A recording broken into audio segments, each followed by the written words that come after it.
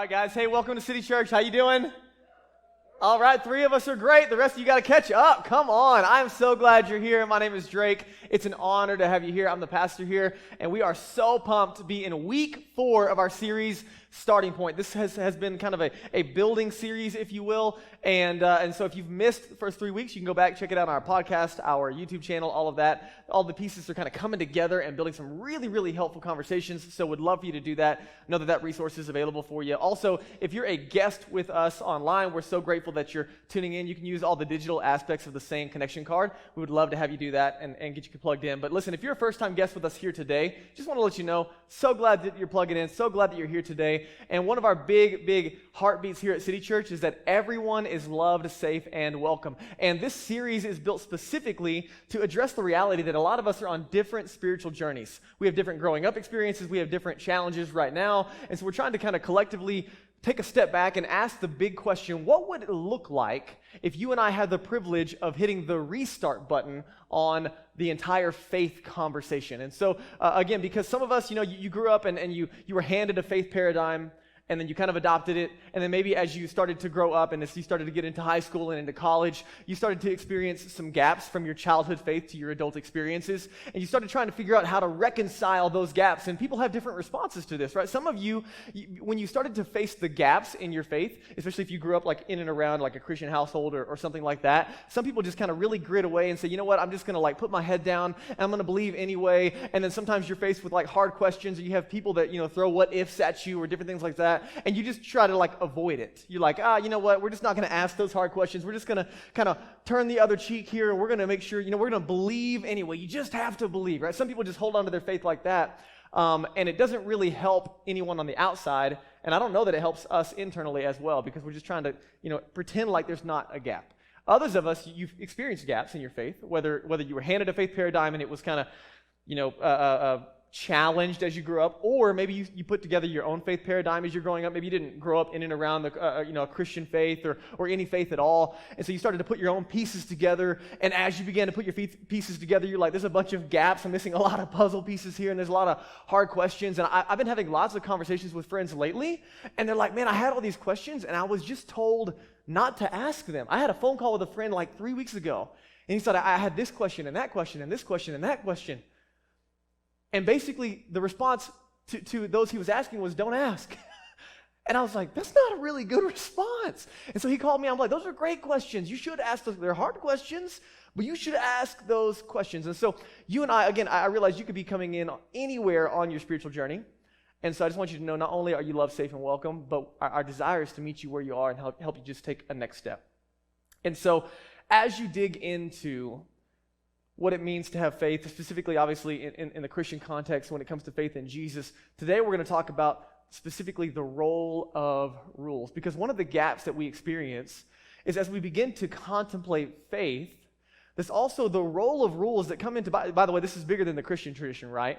There's like lots of different rules and lots of different faith traditions, and one of the things that we constantly have a problem with is what is the role of rules, and right, there's a lot of different ones. Like, for example, there's the 5 pillars of Islam, right, that we see in the Muslim faith, or we see like the 10 Commandments, on the Jewish side, or we see like the Sermon on the Mount when it comes to the role of rules. And so you have lots of different expressions of the roles of rules. And the question is like, what is the role of rules? What bearing is it meant to have on us? Because if you're like me, you've probably been around enough circles that you know someone who has come up against the role of rules. And what the role of rules does is really, it just kind of seems like they're there to make you feel bad.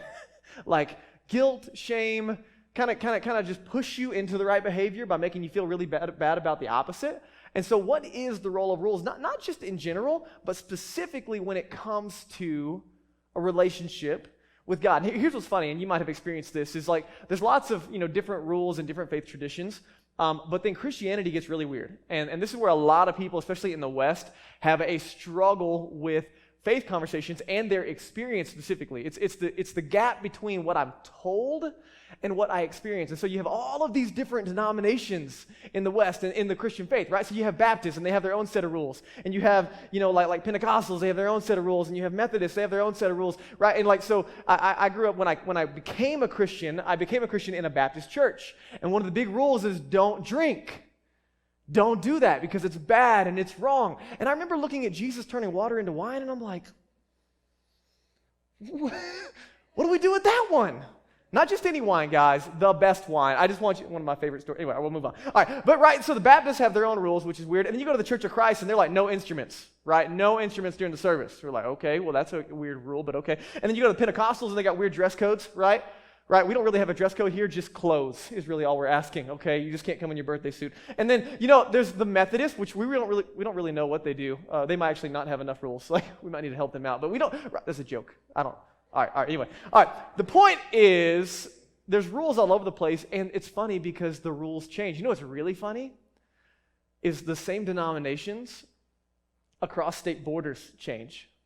You go to the South, you go to Texas, you go to a Baptist church in Texas, and a Baptist church in Colorado, they got different rules.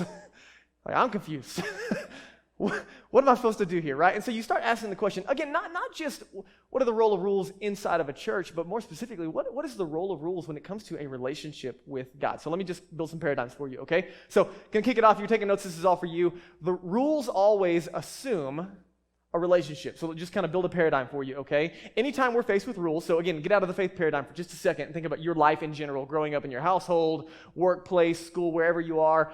Rules always assume a relationship. So the question that you and I have to wrestle with is what kind of relationship are we talking about in this form? So let me give you a couple models, okay? So, for example, there's the family model when it comes to rules, okay? Everybody born into a family of some sort, right? I mean, you have just different expressions of family, and everyone has been born into a family of some sort. But what's interesting about the role of rules in a family is that they don't make the rules so that you can be a part of the family. Right, you're a part of the family and the rules follow, right?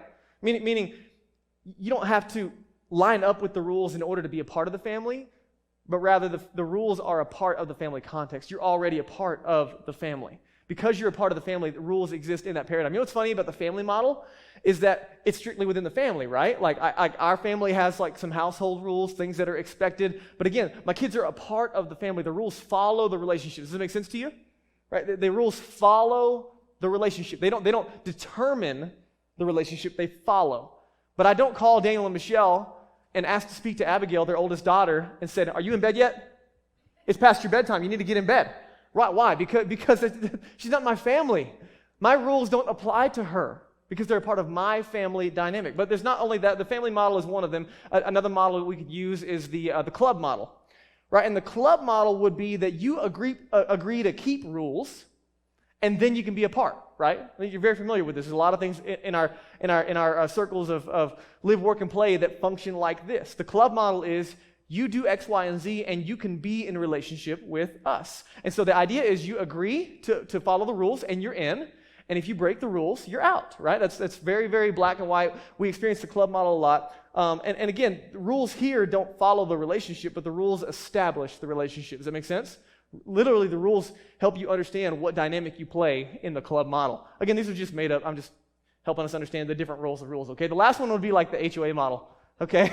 And this one's a bitter pill for me right now because that's exactly how I feel. The HOA model is like this weird, like you're apart, but no one really likes you. You know what I'm talking about? Like there's not really clear rules. It's very black and white. You don't know where you stand. You're just kind of tolerated. And the only time that you know you're out of bounds is when you get like a nasty letter in your mailbox or in your email, right? And so like the HOA model is a good example of like it's very gray. You don't know where you stand, but when you're out of alignment in the HOA model, they can't really kick you out, but they can treat you in such a way that you wish you would, somewhere else. You know what I mean? Like the HOA model is that weird gray in between. So let's translate this to faith conversations for a second, okay? And think about your story for a second, what you've heard, what you've been exposed to, all of those things. And so what about the family model for faith, right? You're in, like no matter what you do, you're in, but there are some rules to follow, right? So the rules don't get you in, but rather there are rules as a part of the relationship. Or what about the club model for faith, right? You keep behaving in order to stay in, or you get kicked out. Or, again, there's the HOA model for faith, and it's like this, you know what, you're human, and so you're not perfect, and you might get some guilt and shame every now and then, and there's this feeling of like, God doesn't really like you, but he'll put up with you, right? There's the HOA model of faith. And again, I don't know what your background has been, but maybe it's a combination of some. Like, I was thinking about it. Some of you grew up and you were taught the family model. This is what the Christian faith is supposed to look like, right? You were taught the family model, but then you were treated like the club model. This is where it gets confusing. It's a family, and the rules are there, but you're in no matter what. But then people treated you like it did matter what you did, and actually you did kind of get shunned, and there were some cliques, and there, right?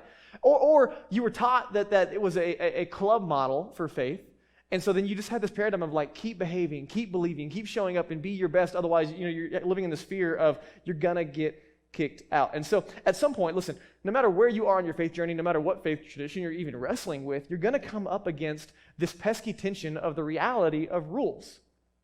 That there is a role for rules, and you and I are not the rule makers, which is kind of annoying, right? Because we would make some sweet rules if we were in charge.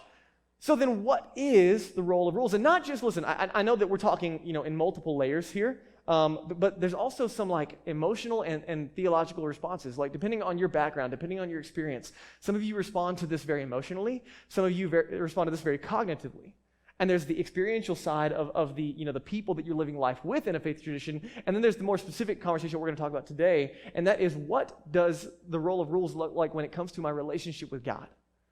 I think the family of God, the church, should express a consistent role of rules, if you will, meaning we should be modeling what Jesus taught.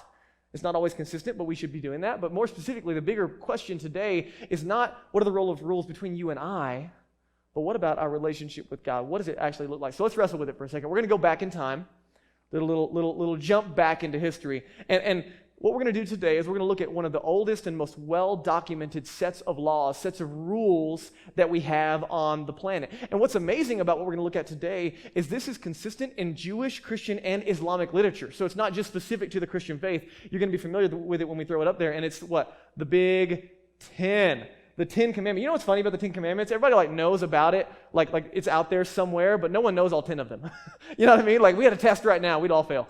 Like, there's probably something in there about not cheating on your wife or something. We can get 2 or 3, but I don't know that we'd pass. And so, we have this 10 Commandments, and what's really helpful here is this was documented around 1446 BC. So one of the oldest sets of literature when it comes to a set of rules, and again, it's across all faith traditions, which is really cool. And what we're going to look at today is where these come from and kind of the entire story of what this might mean for us. And so you might not be familiar with the story, but basically the Ten Commandments comes from God showing up with Moses, giving him, right? You might see I've seen funny clips of, I have a Gandalf picture in my mind, there's Moses with the Ten Commandments, and he's like, you shall not pass, but those are not the same movies. But you know what I'm talking about, and then he throws one. Anyway, all right, so there's Moses and God on Mount Sinai, and we're going to be in Exodus 20 today. Before we go there, I want to give you a timeline, because the timeline in order to get to the Ten Commandments is what's happening before that. So last week, I introduced you to a guy named Abraham. So we're going to start with this guy named Abraham up here, or Arnold. Abraham, sorry. There we go, that's what I meant. That's funny right there. Okay, guys, I think I'm hilarious. I was looking for how do I build a paradigm for you? By the way, the benefit of building my own slides is I get to do whatever I want, right? So I was like, what kind of, silhouette could I find? And I'm like, it looks just like me. Okay, so we're going to build a little timeline here for you, okay? And so last week I introduced this guy named Abraham, which is kind of like this starting point for the story of faith, okay? We went backwards and kind of did that work. And so God made all these promises to Abraham that we look back at, and we asked about the bearing on our lives and what that might mean to trust in God. Is it that simple? All of that stuff. And so God makes some promises to Abraham.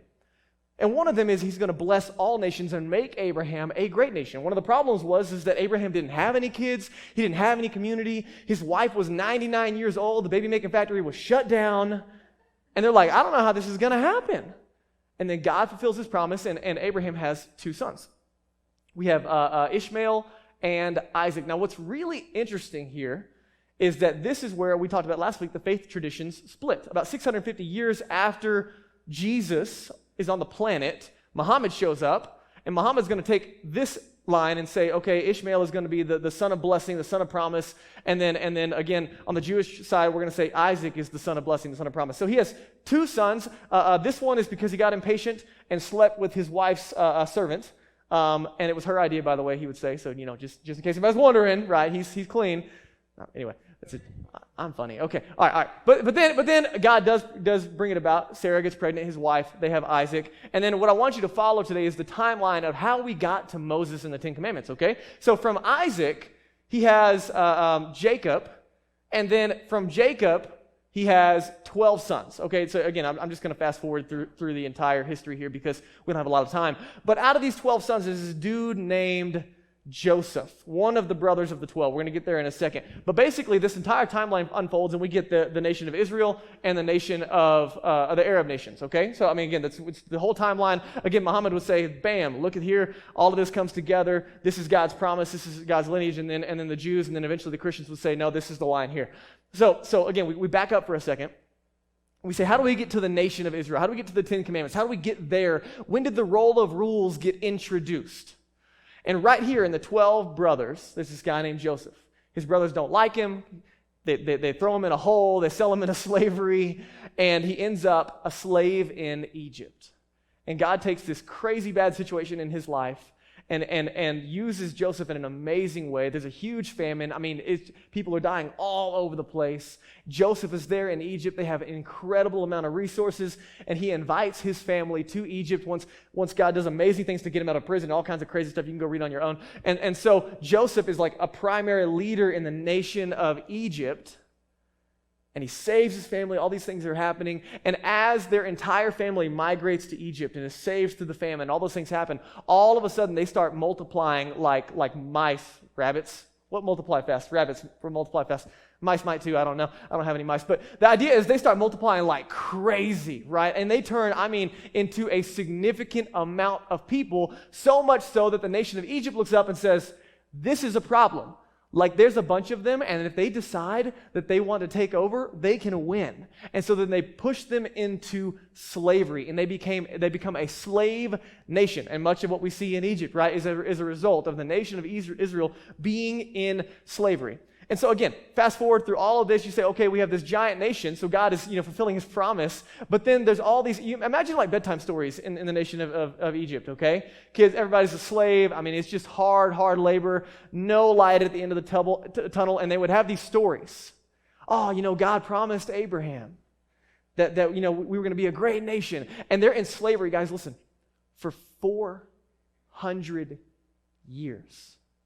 The nation of Israel that has grown into a nation is in slavery in Egypt for 400 years. Try to imagine what that's like. Think about your just primary life right now, and then fast forward 400 years. It's like so hard to wrap your mind around. Think about being in that line of work for 400 years. It's hopelessness is what they have. It's a very, very dark and hopeless time. And they would tell these stories about God's promises, blah, blah, blah. And I think if I was there, I don't know about you, but if I'm hearing these stories about God's promises and how amazing he is, I'd be like, I think you're just blowing smoke. Like 400 years we've been doing this, and you're just trying to, keep me from giving up hope, but like, I don't see God's promises coming about. And as they are this slave nation for 400 years, one day God sends this guy named Moses, right? Now you caught up with the story, right? 400 years in, Moses shows up at Pharaoh's door, and he says something like this: Pharaoh, whoa, baby, let my people go. Right, anybody? Just me? Okay. All right. Well, that's the dance moves I busted out in my middle school dance life. I'm pretty sure that's how that dance goes, by the way. But right, he shows up and he says, "Let my people go." Right? And Pharaoh says, "No." And then nature freaks out. Right? All these crazy plagues, just nature freaks out, and all of a sudden Pharaoh's like, okay, just kidding, you can have them. And then there's this entire exodus from the nation of Israel, and they become their own nation. They end up at Mount Sinai with Moses, and that's where the Big Ten shows up. By the way, did you know that the name Moses appears more in the Quran than any other name in the entire book? Isn't that interesting? So again, this is not just specific to the Christian faith, but rather we're looking at the entire story and historical narrative here. But again, Moses lets them go. They go to Mount Sinai. They have this entire thing. We have this history tells us that God gives this former slave nation now a set of laws to become their own nation. So let me just kind of back up. Exodus 20, okay? That's where we all of that work to get here. Exodus 20. God is looking at this slave nation now set free, and he says all of these words through Moses. I am the Lord your God, who brought you out of the land of Egypt, out of the house of slavery. Now, this is the prelude to the Big Ten, okay? So before the Big Ten show up, before the list of do's, don'ts, rights, wrongs, rules, and regulations, this is what God says, and it's so important. He shows up and he says, I'm your God. I brought you out. I'm making right out of the house of slavery. And I think, right, again, you got to be on the other side. If you've been 400 years in slavery, you have to ask the question, well, where'd you come from? Well, when did this start? You're our God? We're your people? Like, where was the starting point of this? Like, we've been in slavery for 400 years. Where you been? Right? Like, we haven't done anything. Why did you do all of this when we haven't done anything? And I think that's the point. He says, God shows up at this moment in time. This is so amazing. He says, I'm God, and I've done something for you when you have done nothing for me. I'm showing up, and I'm doing the miraculous and the spectacular for you, and you haven't done a thing. This is an incredible first start, and it's so helpful. So they're like, okay, cool. So you're God. We're the people like, okay, I think we get it, but like, how does this work? Like, are there rules? Were there rules? Did we break the rules already? Like, how does this thing work if you're God and we're your people? And God, I think in this moment, is pressing the pause button. He says, hold on, we're going to get to that. We're going to get to the role of rules, but before we talk about the role of rules, I need you to know something. I am yours. You are mine. Let's establish the relationship before we get to the role of rules. And before God gets to the rules, in this moment, God has only asked Israel of one thing. This is so important. We talked about it last week. God has only asked them to do one thing up to this point. And it was the night before they were set free. God said, trust me. I'm going to bring you out. Trust me. Pack your things. Trust me. We've been slaves for 400 years. We're leaving tomorrow. Trust me. And on this evening, this is something called the Passover that you might be familiar with. You've heard it before. And on this evening, God invites them to trust him. He says, hey, we're going to take the meal. He says, what we're going to do is you're going to take a goat or a lamb. You're going to slaughter it, which they did all the time. You're going to share a meal, which they did all the time. But then he instructs them to take the blood of the lamb and put it on the doorpost of their home. And they're like, that's a little weird. He's like, just trust me. And that evening, the angel of death shows up, and it passes over every home with blood on the doorpost. And he says, trust me. And every time the Jewish nation after that, by the way, would celebrate the Passover, they're not remembering the law, right? It's not a look back on like the Big Ten. They are remembering the evening that God said, trust me, and he brought them out of slavery. Okay, so again, three weeks later, they're at Mount Sinai. God says, I'm yours, you're mine. And all he's asked of them up to this point is trust me. And watch the first command, verse 3. The big one out of the Big Ten. He says, you shall have no other gods before me. How many of you know that for a relationship to be significant, for a relationship to be intimate, for a relationship to grow in intimacy, it has to be exclusive? Right? For a relationship to grow in intimacy, it has to be exclusive. God is inviting them into a relationship. And he says, no other gods before me. And you have to think, listen, 400 years in slavery, miraculous things have happened. They're standing at the base of Mount Sinai, and they're like, check. Easy. I mean, are you kidding? You're so amazing. You're so good. You've done all of this. We did nothing for you. We haven't earned it. We haven't deserved it. And you did all of this. I mean, yeah, sure. Why not make sure that you're done, God? We got you. And this is so important, guys. The Ten Commandments were confirmation of, not a condition of, Israel's relationship with God. Do not miss this. The Ten Commandments, the role of rules here, were confirmation of, not a condition of, Israel's relationship with God. God didn't show up and say, here's 10 things you've got to do to be my people. And some of you think that's what a relationship with God looks like. Do these things and you can be in. Right? God doesn't look at them and say, you know what? You only got 5 right, so I'm going to go find some different people. right? It doesn't say that. Now listen, I need you to understand, God could have made this conditional, yeah? He totally could have made this relationship conditional, but he didn't, and it wasn't. And then he moves on. Now that we've established the relationship, I want to teach you how to live together and to love one another. Here's what's amazing, guys. Listen, as a good father, the relationship aspect here, the family model that God leans into here is for our good and his glory. When he gives the Big Ten, they're not bad things. They're not annoying things. Who likes to be lied to? It's my favorite thing ever when people just lie to me to my face. You know, people getting married, they're like, man, I can't wait for the day that my spouse cheats on me. Looking forward to it. That, right? The Big Ten are not astronomically offensive. They make a lot of sense in loving one another and honoring God. He says, I'm your God. You're my people. I'm going to teach you how to live together and to love others well. And so fast forward from here, okay?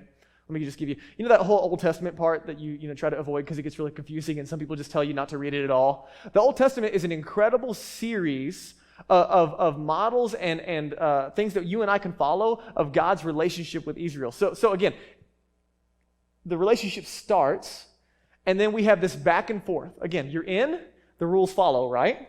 And then there's back and forth. Israel will follow the rules and then not follow the rules. Follow the rules and not follow the rules. And then you seem like a parent, they're looking at their kid, and you're like, all right, listen, you better listen. 1, 2, 2.5, 3, you're in timeout, right? And over again, God puts Israel in timeout, right? There's the relationship, there's the family model going on, there are rules, and they keep breaking them. And so God says, 1, 2, all right, you're in timeout. You're in timeout. I'll bring you back. You're in timeout. And they get it right and they get it wrong. They get it right and they go back and forth in this relationship. And sometimes people look at that and like, oh man, God's so mean. Is he? If it's for their good and for the good of others, is he or does he actually love them enough that he doesn't give up on them? Because if I'm God and I'm playing that game with you, I'm just going to go find some new people. Because this is a lot. How annoying, right? But God does not give up on the relationship. Over and over again, he puts them in timeout. And don't miss this. The entire history of Israel screams God saying, you are my people, and I'm not giving up on you no matter what you do. And you and I have a hard time with that because we're so used to conditional love. But I need you to understand that with God, relationship precedes rules. And he chooses the family model over the club model. And over again, don't miss this. God does not put them in timeout to make them suffer, to get what they deserve, to get them back for their behavior. That's what people hear when there's consequences to our actions. God puts them in timeout to bring them back, to help correct what's broken. So, it's one thing to look at all of that and say, okay, cool, way to go, Israel, maybe that's how that works. But what about for you and me? Don't miss this. The role of rules for you and I. The rules are confirmation of, not a condition of, our relationship with God. The rules are confirmation of, not a condition of, our relationship with God. And you might be thinking here, you're like, okay, cool, Drake, I hear you, but what if God just plays favorites, right? What if God is just playing favorites with Israel and Abraham? What if they're special and that's them and that's not us? What if God is okay, eeny, meeny, miny, mo, Israel. Okay, we got them. That's going to be awesome. But those Americans, I don't know. Yeah, Canadians, I don't know. What if this is just circumstantial for God? So let me give you this as we land the plane. When you look at the relationships, one thing is for certain, as God is doing all of this for Israel, doing all of this through Abraham. Check this out, Genesis 18. This is the promise that God makes to Abraham. Abraham shall surely become a great and mighty nation. That was the promise, right? Which we talked about came true. And all the nations of the earth shall be blessed in him. From day one, from the beginning, this was never just about Abraham. This was never just about Israel. Watch this. In Isaiah 49:6, same promise. I will make you, this is the promise to Israel, as a light for the nations, that my salvation might reach to the end of the earth. Guys, listen.